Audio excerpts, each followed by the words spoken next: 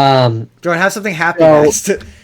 yeah, I was just gonna say, after that sad fest, I figured we'll talk about a children's card game. Yu-Gi-Oh. We're gonna talk about Yu-Gi-Oh. Oh, heck yeah.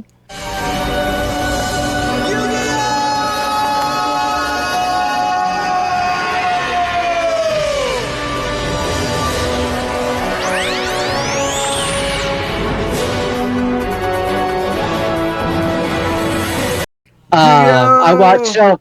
so I'm actually gonna combine two things because I watched up until Battle City for the anime, and then I also watched Yu-Gi-Oh the movie, The Pyramid of Light. Yeah, I don't think So that movie's that movie's not we're very just good. gonna we're just gonna do them at the same time.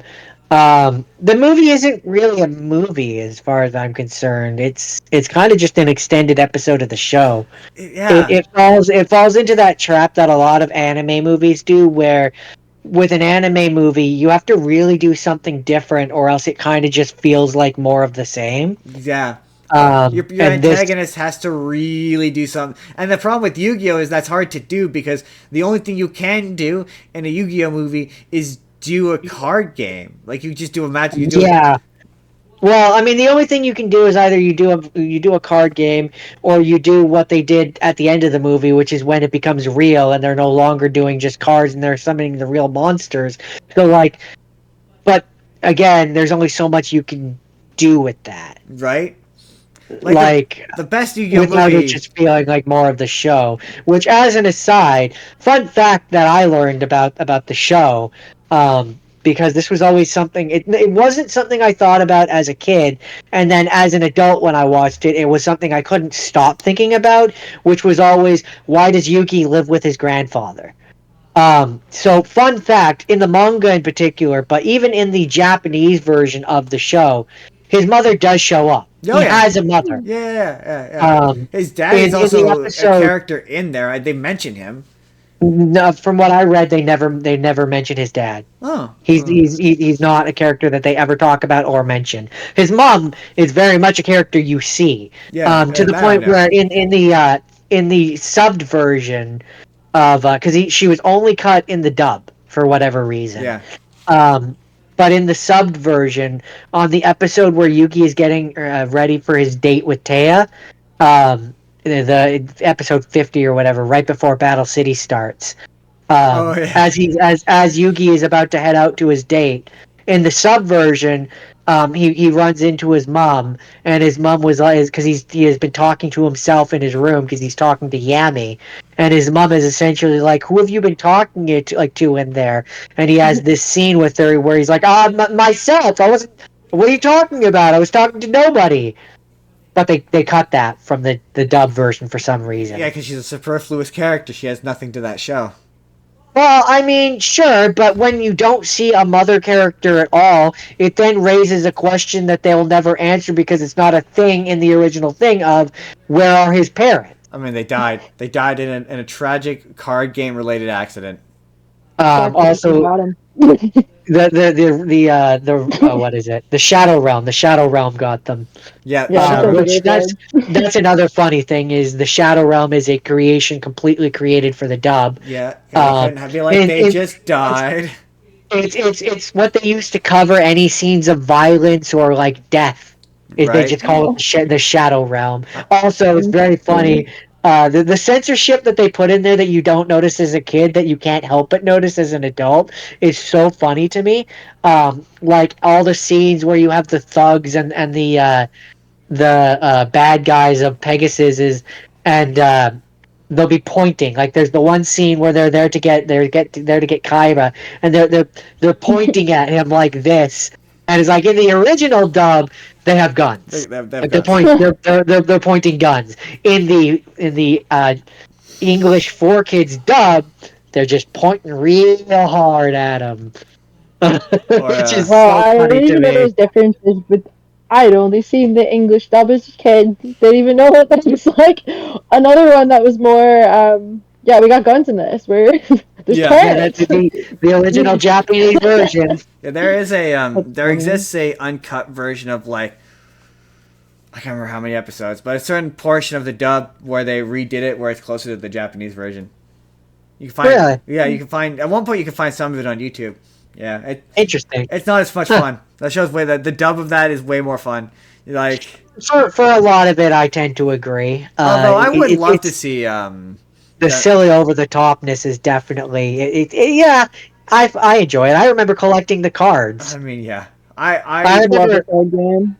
I remember there was a point where we could only afford to have one deck, and some of our cards got lifted by you. You traded a bunch of weak. You were Joey, Justin. I A did. bunch. You got a bunch of our strong cards traded for just a whole bunch To of be weak fair, cards. that was when everyone thought that in order to play the game you had to have like the most cards. So there were people with decks that were like this gigantic tall. decks. They're like, this is my deck. And then you found out, yeah, that's not how the game works. You're only supposed to have like 40 cards, and people were walking around with like 80 to 90 cards in their Yeah, deck. that's And not it's how like this game works.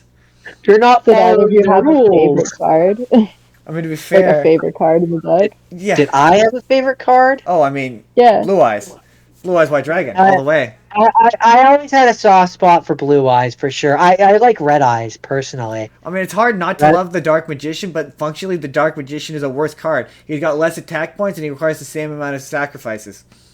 Blue Eyes. He's technically correct. I The best am. kind of correct. I am. The best cards are the ones that. Did you have a favorite one?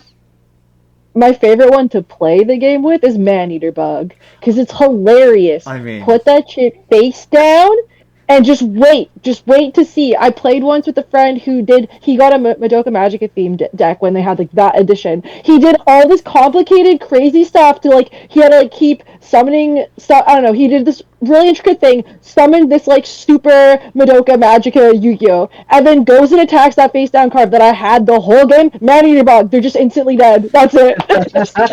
It's just such a troll, so it's got a place in the heart. Amazing. I That's right. love it. That's good. I mean, I will say, card art wise, I really like the God cards. Slifer the Sky hard. Dragon, Obelisk, Ra. They And, made those legal like within the past few years. They now have legal like you can actually play them in the game versions of those monsters now. Do they actually? Yeah. That's hilarious. Because for the longest time you couldn't, because their instructions and rules, there were so many like stupid little things that Yeah. they could do. They like finally like settled on like official like how to use these in the actual game versions. Specifically, I feel like it was always Raw that made them unplayable. Because like when you think about them logistically as just functional cards, both Slifer and Obelisk are fairly straightforward. They work. They work. Like they don't break the game entirely. They're workable cards. It's Raw where it's like he has his invincible mode. You can put like all of your life points into him because Merrick does that in one scene. So you have to make that work somehow. Where he puts all but one of his life points into it. Then there's like he starts off as the egg and then transforms into the Yep. bird. Like there's so You many have to- things with that card that you have to figure out how that functionally works as a card. You have to know the passphrase. Yeah, what they eventually settled on in most versions is it's just you combine the attack points of 3 monsters when you summon it. That's what the video games ended up doing.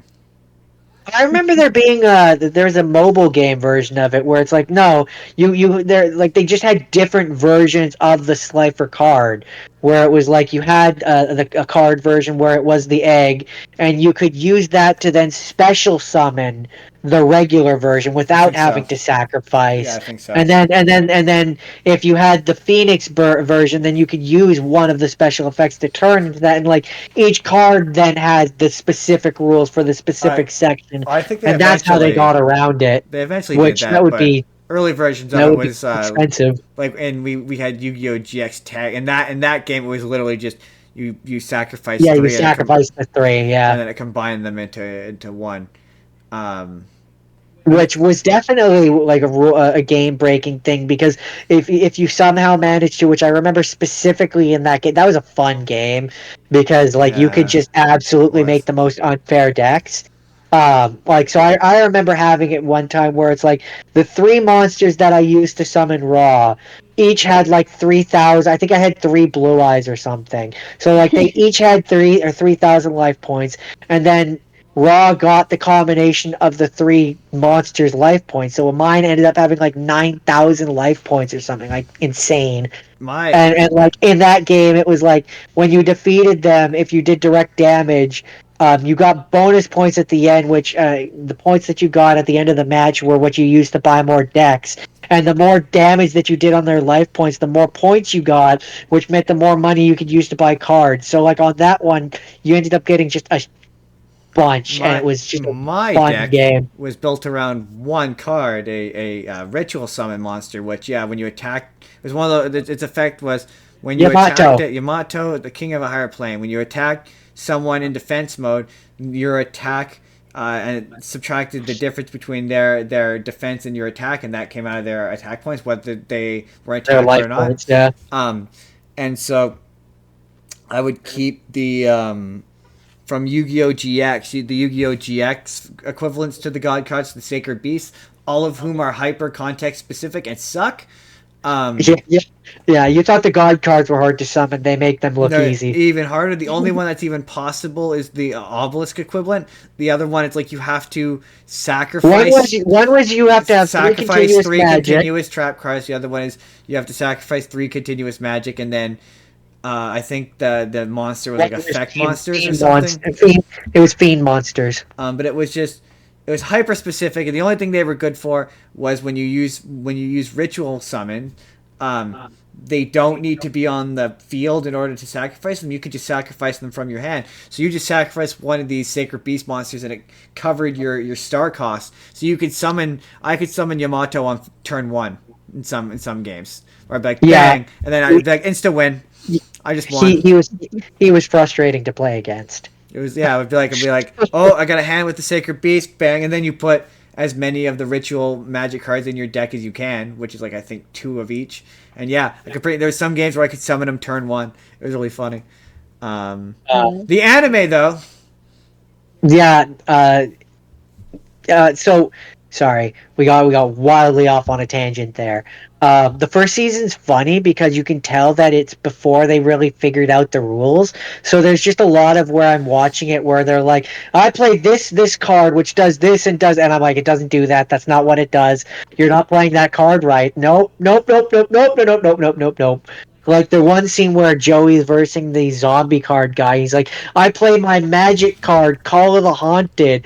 I'm like, that's a trap that's card. very much He's a like, trap card. it turns all of my monsters into zombie cards, and I'm No, like, it no, doesn't. it lets you bring back one monster. That's it, and it doesn't bring it back as a zombie card. It's At just a you bring back the monster. at a cost of 500 life points per turn. A lot of cards that were like that in these movies, and it's also just very funny to me, where it's like there's the when Yugi gets invited to Duelist Kingdom, and Tristan is looking at the card, like the invite card that invites Yugi, and he's like, it says, and it's you can clearly see the card that just has a picture and no text on it. He's like, the card says da da da da da da, like invitation rules da da da da da, and I'm like, I don't know what you're reading, Tristan, but it sure ain't on that card. There's no words on there. To be And fair, that's because in the original dub, like in the original Japanese version, the cards that they show did have the writing on the they bottom, very much were and Japanese. it was in Japanese. So in the English version, they made the big version of the card, which just have the pictures to cover up all that Japanese All writing. that Because for pesky Japanese. whatever reason, back in the '90s, you couldn't show any Japanese writing. It just was a big thing they didn't All want. that all that pesky Japaneses. Jordan, is that it? Is that it for Uh, Yu-Gi-Oh? Yeah, that's it. Yu-Gi-Oh! And real quickly, then there's Yu-Gi-Oh! The movie. We'll quickly touch on that. Um, it's fine. I remember it was kind of like the Pokemon movie where they gave you cards Yeah, we watched that one in when theaters. you watched it in It theaters. had the We got the Pyramid of Blue Eye Light Shining Dragon. and the Pyramid of Light. Yeah, and I think I got the Pyramid of Light, and you got Blue Eye Shining Dragon. Absolute got Blue Eye Shining Dragon. The Pyramid of Light And sucks. It's a and we had usually to cheat. We had to cheat because we wanted to play using the card. We had to cheat because we didn't have Blue Eyes Ultimate Dragon. Yeah, that's the only And way. according to the card, the only way you can summon it is by sacrificing Blue Eyes Ultimate Dragon. And we were like, we'll just do it where you could sacrifice Blue Eyes. That's how we'll get around that. The funny bit about that is Blue Eyes Ultimate Dragon's a better card than that card. It's a stronger card, but its effects are not better. I mean, the effects of Blue Eyes Ultimate make it so that any trap or anything like that effect monster, it only affects you if you want it. That's absolutely better than the Blue Eyes Ultimate in terms of effect. I suppose that is true. If you attacked, for example, to go back to the man-eating bug, if you attack the man-eating bug with Blue Eyes Ultimate, it would die. If you attack if you attack the man-eating bug with Blue Eyes Shining Dragon, you can choose for that effect to not take effect. So it would not die. Oh. But the bug would. Is that it, Jordan? Is that it for Yu-Gi-Oh? So that one would be worth going through all that effort. That's it for Yu-Gi-Oh. Thing. I was playing with like 6 of us in a circle, all just doing a group game, and we're watching our one friend. He's just taking like all of his turns. We're just around trying to summon these special cards, and it was so complicated the way his specific deck worked. And he did all that, and the first thing he goes when he finally, after playing it for probably like an hour, like summons the card. He chooses to attack my face down card from the whole game, and it happened to be mad at I would die laughing. It was so funny. I think that's just probably what we called the game, because he was like, I was the table. I'm out. We were talking about. I'm out. Good times. So that's all my rapid fire. Hey everybody, it's Endcard Justin here again with kind of a different video for you guys. It was supposed to be us talking about the Yu-Gi-Oh anime. It just kind of turned into us talking about Yu-Gi-Oh and what we love about Yu-Gi-Oh. So let me know down in the comments, what is your favorite Yu-Gi-Oh card? Is it Man-Eater Bug? Is it Blue Eyes White Dragon? Let me know. And if you would like to see the full episode that this video is from, click the box on the left. And if you would like to just see a random video that YouTube thinks you're going to enjoy, you can click the box on the right. Otherwise, hit subscribe if you haven't already. Leave us a like if you could, it really helps the video out. And we'll see you all in the next video, everybody. It's time to do it!